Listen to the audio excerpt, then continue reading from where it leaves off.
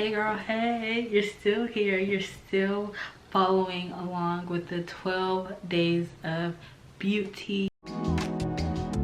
Today we are going to be talking about this Mele Sunscreen. I believe I have a video on this. I don't know, don't quote me, but I love the way this sits on the skin. It doesn't leave a cast like some of the other sunscreens. I like this one in combination with the Black Girl sunscreen, which I will put on the screen here.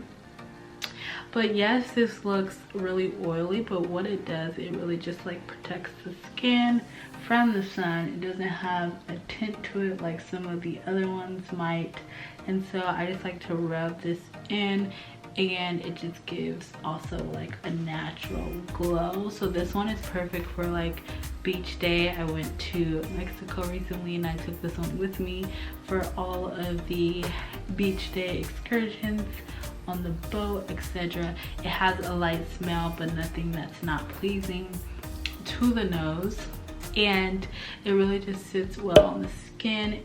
It's showing as like oily, but it's not oily once you rub it all in. I do sometimes use this underneath my makeup to make sure that, you know, if I'm in the sun, that my skin is protected.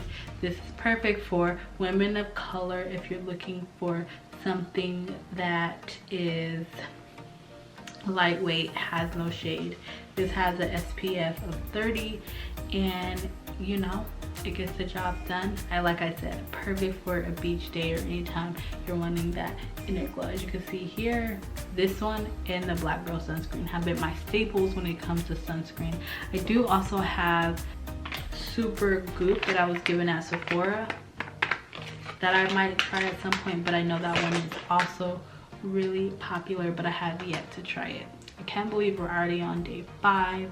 Tomorrow is day 6, and we're diving in for another day of beauty. If you're just joining, go back and watch the first 4 to see what you missed.